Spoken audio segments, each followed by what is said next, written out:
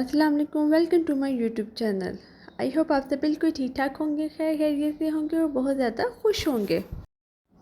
आज मैं बनाऊंगी आपके लिए बहुत ही ज़्यादा मज़ेदार और ज़बरदस्त बीफ कढ़ाई। आज मैं आपको बताऊंगी कि रेस्टोरेंट में बीफ कढ़ाई किस तरीके से बनाई जाती है।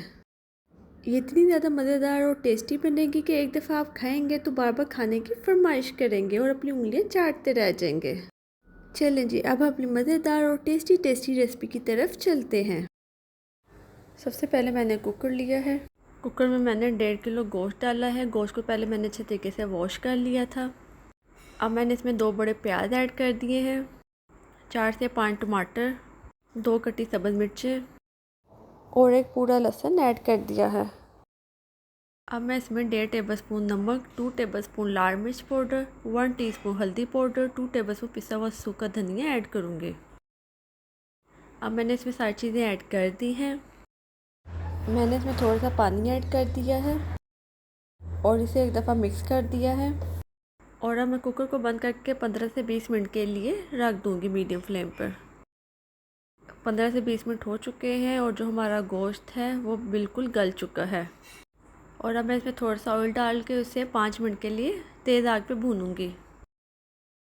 गोश्त को मैंने भून लिया है। अब मैं इसमें 2 टेबलस्पून अदरक का पेस्ट ऐड कर दूँगी और अब इसे भी एक दफ़ा मिक्स करूँगी और 4 से 5 मिनट के लिए दोबारा इसको मैं भूनूँगी। गोश्त को मैंने अच्छे तरीके से भून लिया है और अब जो हमारी मज़ेदार बीफ कढ़ाई है वो तैयार है। अब मैं मज़ेदार सी बीफ कढ़ाई को डिश आउट करती हूँ।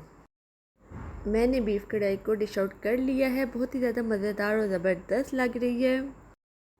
आप भी एक दफ़ा ये रेसिपी ज़रूर ट्राई कीजिएगा। आई होप आपको मेरी ये रेसिपी बहुत ज़्यादा पसंद आई होगी। मैंने इसकी इतनी आसान रेसिपी बताई है कि इसको हर कोई इजीली बना सकता है। तो आप भी लाजमी मेरी ये रेसिपी ट्राई कीजिएगा और फिर कमेंट में अपनी राय का इज़हार कीजिएगा। अगर अभी तक आपने मेरा चैनल सब्सक्राइब नहीं किया तो आपसे रिक्वेस्ट है मेरा चैनल सब्सक्राइब कर दें और मेरी वीडियो को लाइक और शेयर करना बिल्कुल ना भूलिएगा। Thanks for watching, have a good day.